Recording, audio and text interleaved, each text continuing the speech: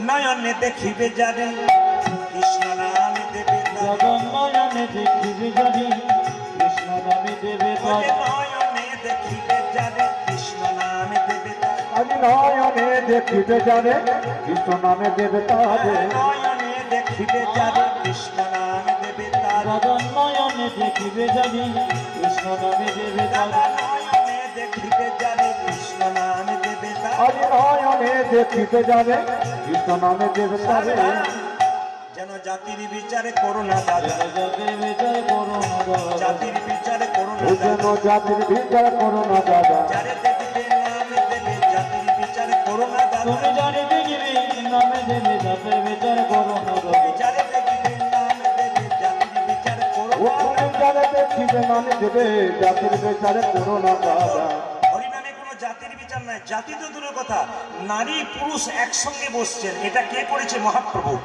এখানে ড্যান্স হাঙ্গামা হয়ে গেলে মাঝখানে একটা বাঁশের বেড়া দিত নারী আর পুরুষ আলাদা আলাদা কিন্তু আজকে হরিনাম এমন একটা প্রেমের ব্যাপার যেটা মহাপ্রভু করলেন বাকি কোনো জায়গায় দেখা যায় না একমাত্র ভগবানের নামে দেখা যায় আপনারা একসঙ্গে বসতে পেরেছেন এটা কে করেছে মহাপ্রভু জাতির বিচার নাই সব জাতি একসঙ্গে মহাপ্রভুর গুণকীর্তন শুনছেন তিনি এখানে বসে আছেন কিন্তু এইখানে আছেন কেন মহাপ্রভু নিজের মুখে বলেছেন যেখানে যেখানে হয় হরিনাম ও সংকীর্তন নিত্য নবদ্বীপ নিত্য বৃন্দাবন মায়েরা এই জায়গাটা নবদ্বীপ এই জায়গাটা বৃন্দাবন আজকে আপনারা এই কথা ভেবে মহাপ্রভু আপনাদের সামনে বসে আছে এই কথা ভেবে কীর্তন শুনুন আপনার লাভ আছে নিতাই চাঁদ বললো যাকে চোখে দেখবো তাকে হরিনাম দেবো যদি না নেয় দাদা প্রথমে ধরিবে হাতে যদি না চাই দাদা প্রথমে ধরিবে হাতে যদি না চাই নামে প্রথমে ধরিবে হাতে যদি না চাই না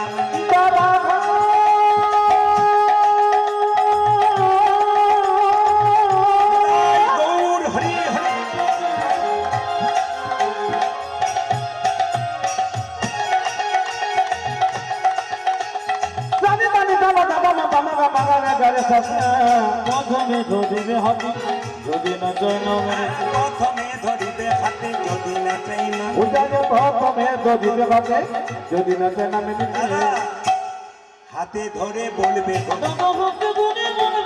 হাতে ধরে বলবে তুমি হাতে ধরে বলবে বলাবে হরি বলবে হরি হাতে ধরে বলবে তুমি বলবে হরি বলবে হরি হাতে ধরে বলবে বলাবে হরি বলবে হরি হাতে ধরে বলবে তুমি বলবে হরি বলবে হরি হাতে ধরে বলবে হরি হাতে ধরার পর যদি হরিনাম না নেই শেষ পাই কি পাছে তার লোটাইবে পাই ওই বাবা গো পাছে তার লোটাইবে যে পাছে তার লোটাইবে পাই ও দাদা পাছে তার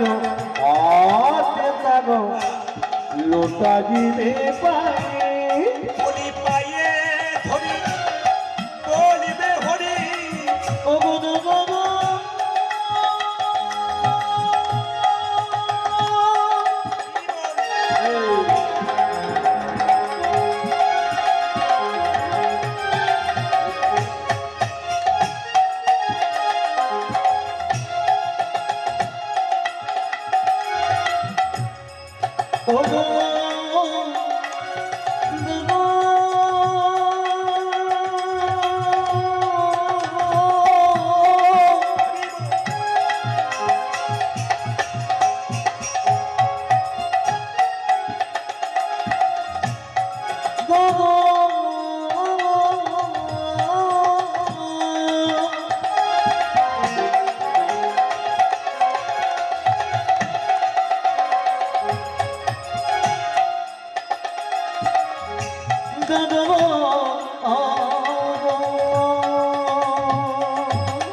দাদা তুমি পাগে ধরে বলবে করি পায়ে ধরি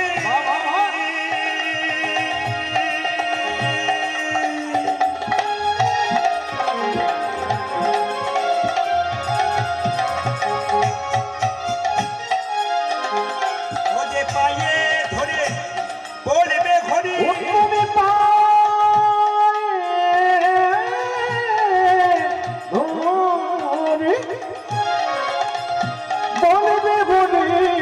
বলাবে হরি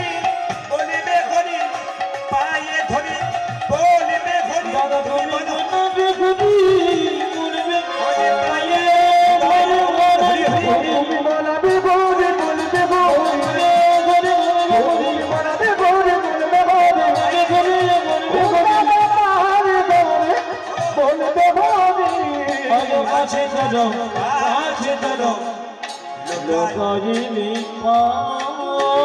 যদি বলুন রাধা রানী কি, শ্যাম সুন্দর কি, মহাপ্রভু কি, হরিবাসর কি, নিত্যানন্দ প্রভু কি, অদ্বৈত প্রভু কি, শ্রীবাস প্রভু কি, গদাধর কি। আচ্ছা, আপনাদের সামনে নিবেদন, গৌরচন্দ্রিকা শেষ করবার আগে একটা ছোট কথা বলে যাই। এই যে আপনারা কীর্তন শুনতে এসছেন, আজকে সাধু সঙ্গ করতে এসছেন। প্রশ্ন করবেন প্রদীপবাবু, আপনি বললেন সাধু সঙ্গ, সাধু কোথায়? সবাই তো মানুষ। না, বাজার থেকে গেরুয়া বস্ত্র কিনতে পাওয়া যায়, পড়লে সাধু হয় না। বাজার থেকে তিলক কিনতে পাওয়া যায়, পড়লে সাধু হয় না। বাজার থেকে মালা কিনতে পাওয়া যায়, পড়লে সাধু হয় না। সাধু কারা? ভেতরটাকে ভালো করেছি যারা। আজকে হরিনাম শুনতে এসছেন, যাদের ভেতর ভালো তারা সাধু। একজন রিক্সাওয়ালা হতে পারে, টোটোওয়ালা হতে পারে, একজন সাধারণ মানুষ হতে পারে, একজন শিক্ষক হতে পারে, যদি ভেতরটাকে সে সুন্দর। এই যে সাধন বলে যিনি ইন্দ্রিয়কে পরিষ্কার করেছেন তিনি হচ্ছেন সাধু। রামকৃষ্ণদেব বলেছেন, ও মায়েরা, রামকৃষ্ণদেবের স্ত্রী সারদা মা বলেছেন, নিজের দোষগুলো আগে ধরো, পরের দোষ দেখতে যেও না। পরের দোষ দেখতে গিয়ে তুমি ঠকবে। কেন? ওই পরের দোষ দেখতে দেখতে নিজে এত বড় দোষী হয়ে যাবে, জীবনে তোমার উন্নতি হবে না। সবার কাছে নিবেদন রইল, তোমার ভেতরে কি কি দোষ আছে সেগুলো আগে সরিয়ে দাও। যত সরাবে তত তোমার কাজে লাগবে।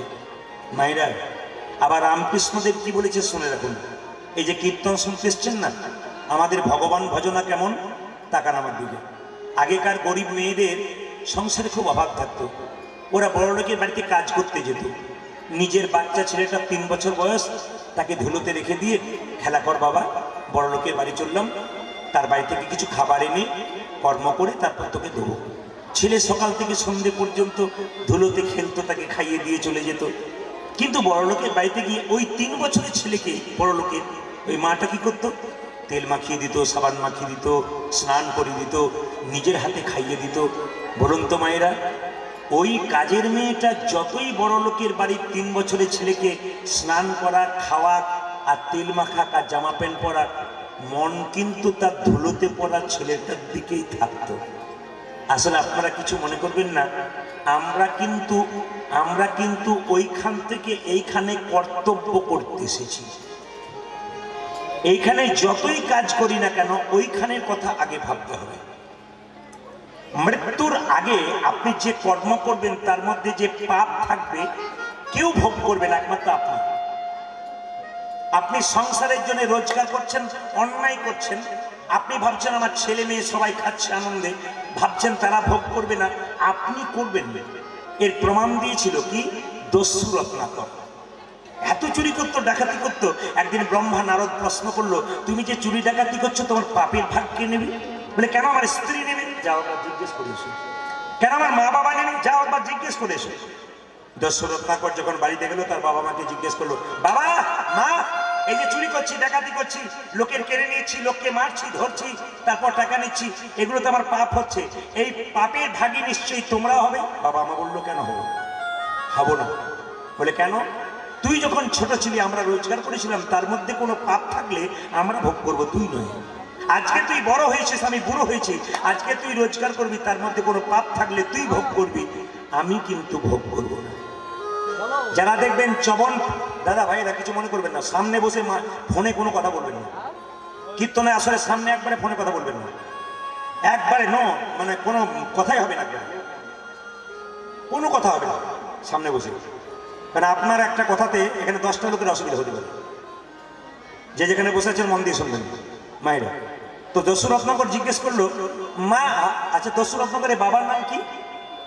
দেখবেন চবন প্লাস খেয়েছেন, ডাবর চবন প্লাস, ওখানে দেখবেন একটা মুনির ছবি থাকে, ওর নাম হচ্ছে চবন ঋষি। ওই চবন ঋষির পুত্র কিন্তু দস্যু রত্নাকর। ওই দস্যু রত্নাকরের বাবার নামে কিন্তু চবন ঋষি, মাথায় রাখবেন। তো যে যেখানে বসে আছেন মন দিয়ে শুনবেন। বাবা মা বললো আমরা বাবার ভাগী হবো না, স্ত্রীকে বলো তুমি হবে না, তোর স্ত্রী বলল, আমি তো সহপাপিনী নয়, আমি সহধর্মিনী। তোমার ধর্মের অর্ধেকটা ভাগ নেব, তোমার পাপের ভাগ আমি নিতে পারবো না।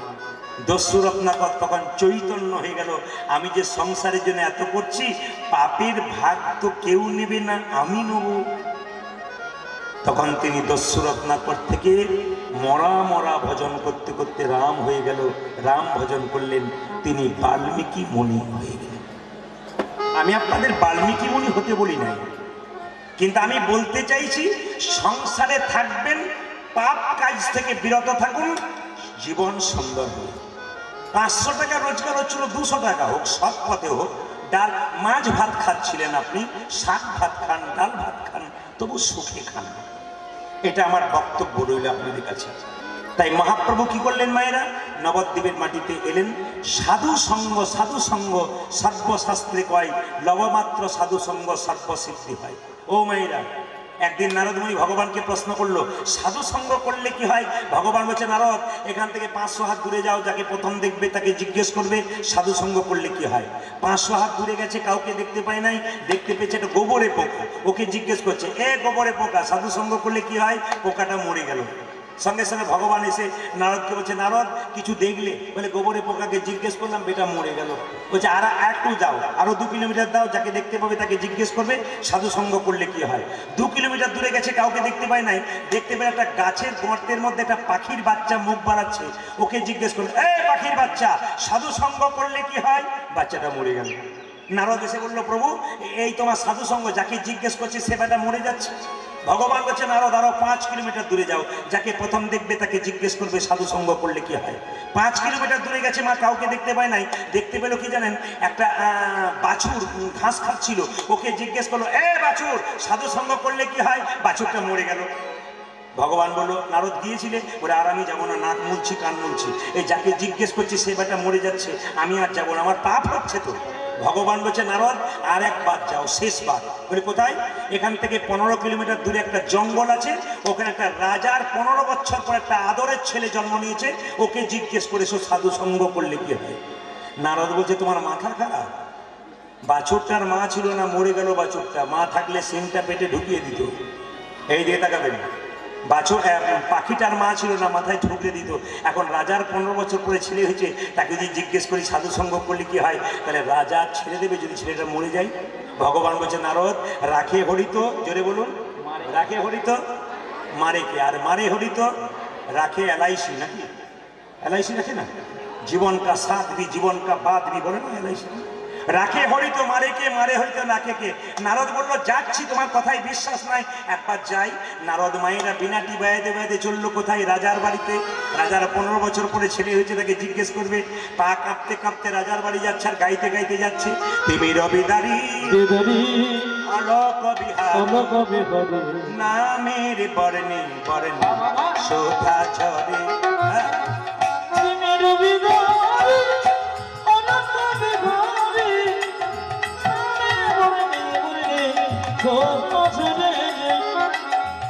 রবিদারি অলোক বিহারি নামে বর্ণে বর্ণে শোভা ঝরে। তুমি রবিদারি অলোক বিহারি নামে বর্ণে বর্ণে শোভা ঝরে। দয়াল শিরোমণি করুণার খনি তুমি গজন শিরোমণি করুণার খনি। দয়াল শিরোমণি করুণার খনি তুমি দয়াল শিরোমণি করুণার খনি। তব পদাশিসা কৃপা করে নামে বর্ণে বর্ণে শোভা ঝরে। তুমি রবিদারি অলোক বিহারি নামে বর্ণে বর্ণে শোভা ঝরে। তুমি রবিদারি অলোক বিহারি নামে বর্ণে বর্ণে শোভা ঝরে। নারায়ণ নারায়ণ নারায়ণ। নারায়ণ। ভাইরা, রাজার বাড়িতে গেছে, নারদ মুনি পা কাঁপছে, রাজাকে জিজ্ঞেস করছে, আপনার নাকি একটি ছেলে হয়েছে? রাজা বলছে, খুব ভাগ্যের ব্যাপার, 15 বছর পর একটা ছেলে হয়েছে, কি আদরের ছেলে। নারদ বলছে আপনার ছেলেকে একটি প্রশ্ন করতাম। তখন রাজা বলছে একটা মানে তুমি 10টা করতে পারো। নারদ তখন বলছে যে বাড়িতে প্রশ্ন করবো তার পেছন দিকে দরজা আছে তো?" বুঝতে পারছেন? বলছে যে বাড়িতে প্রশ্ন করবো তার পেছন দিকে দরজা আছে। তখন রাজা বলছে একটা মানে 5টা আছে। নারদ ভাবছে বাঁচবার উপায়ও আছে। এখন লক্ষ্য করুন, নারদ পেছনে দাঁড়িয়েছে আর জিজ্ঞেস করছে, এ খোদা, ও তো জানলেই জিজ্ঞেস করলেই মরবে, তাই এক হাত একটা পা ভেতরে একটা পা বাইরে। এ খোদা, সাধু সঙ্গ করলে কি হয়? ছেলে বলল দাঁড়াও। নারদ এদিক ওদিক তাকাচ্ছে, বেটা ভূত হয়ে বলছে না মরে গেল। ছেলে বলছে, শোনো নারদ মুনি, সাধু সঙ্গ করলে কি হয়? প্রথমে ছিলাম একটা গোবরে পোকা, গোবরে পোকা, তোমার মতো সাধু সঙ্গ করে সাধু সঙ্গ। হলাম আমি পাখির বাচ্চা। তারপর তোমার মতো সাধু সঙ্গ করে পাখির বাচ্চা থেকে হলাম গাভীর বাচ্চা। গাভীর বাচ্চা।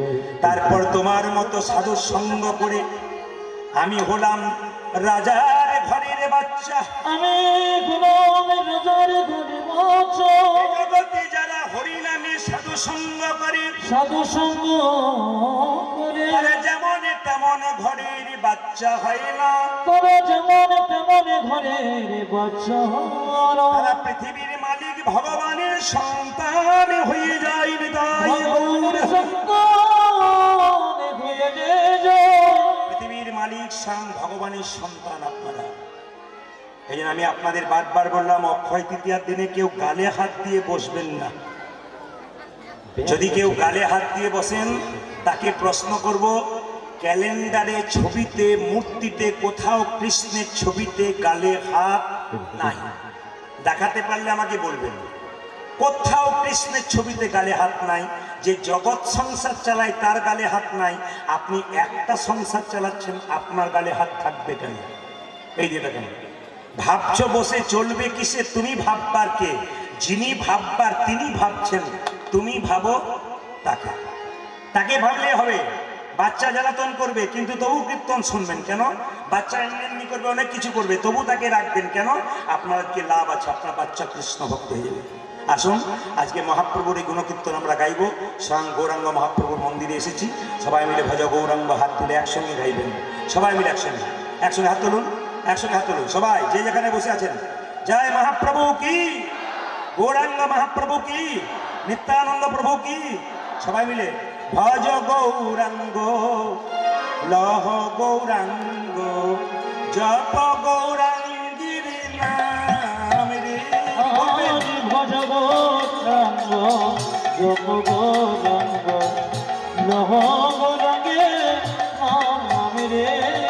আমি বলবো, আপনি জাতিতে হিন্দু, মহাপ্রভুকে সম্মান দিতে গেলে হাত তুলে সবাই বলুন, ভজ গৌরাঙ্গ, লহ গৌরাঙ্গ, জপ গৌরাঙ্গীর নাম রে।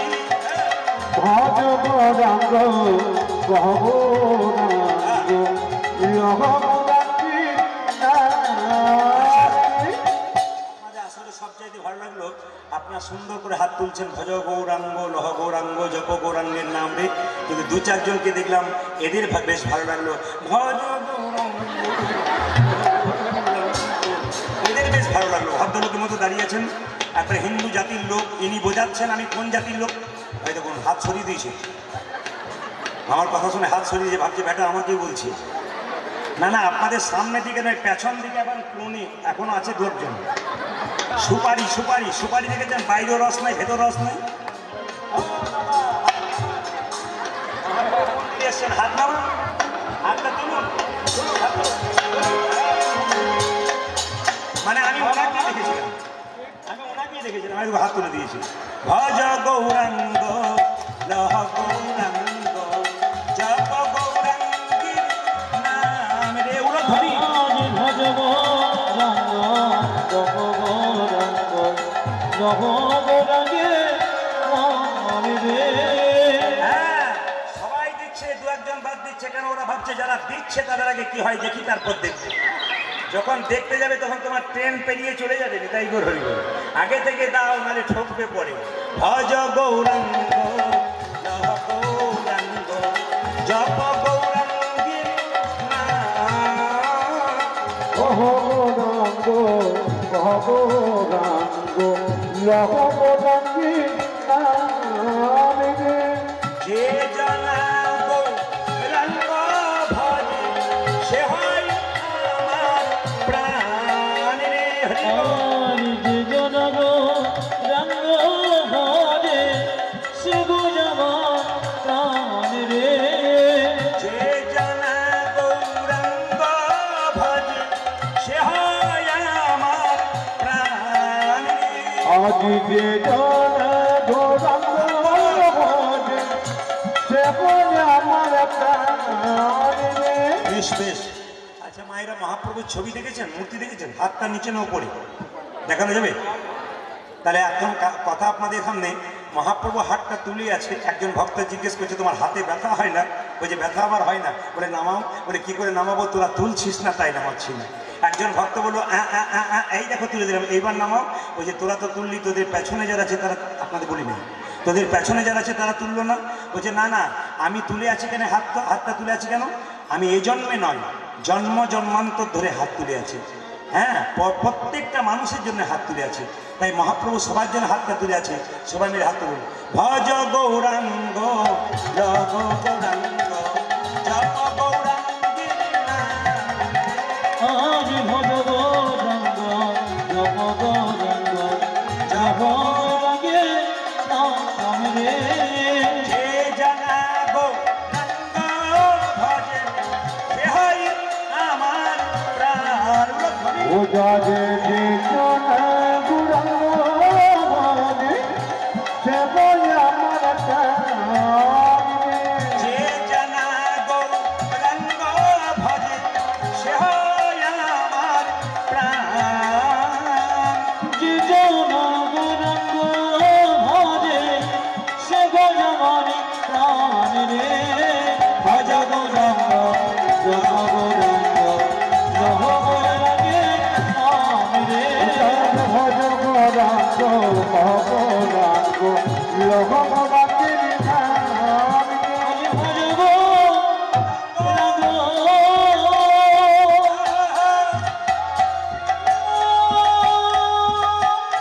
রে ভজ গৌরাঙ্গ জপ গৌরাঙ্গ লভ গৌরাঙ্গে নাম রে ভজ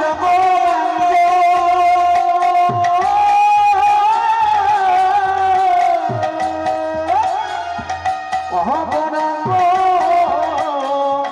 জপ গৌরাঙ্গের নাম রে ভজ গৌরাঙ্গ জপ গৌরাঙ্গের নাম রে আজ ভজ গৌরাঙ্গ গৌরাঙ্গ লহ গৌরাঙ্গের নাম রে ভজ গৌরাঙ্গ জপ গৌরাঙ্গ জপ গৌরাঙ্গের নাম রে গৌরাঙ্গ গৌরাঙ্গ লহ গৌরাঙ্গের নাম রে আজ ভজ গৌরাঙ্গ জপ গৌরাঙ্গ লহ গৌরাঙ্গের নাম রে নানানন্দেতে ভনে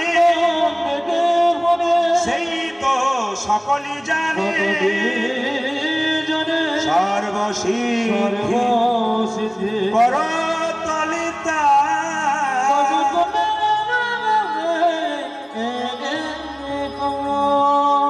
সবাই মাথায় কাপড়টা নিন, করজোরে প্রেম সে বসুন।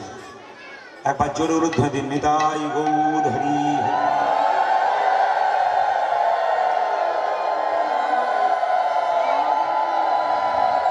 সবার কাছে নিবেদন রইল, আজকে মহাপ্রভু মন্দিরে কীর্তন শুনছেন, আজকে একটা বিশেষ লাভের কথা আপনাদের বলে যাব।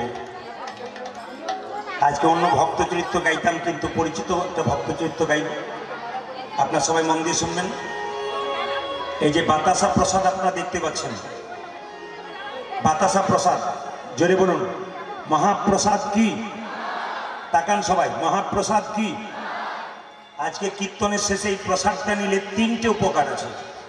মাল্যদান হয়ে যাক তারপর বলবো। আপনাদের তিনটে বিশেষ উপকার আছে এই বাতাসা নিলে, বিরাট উপকার তিনটে। আজকে বলবো, আপনার মন দিয়ে শুনুন।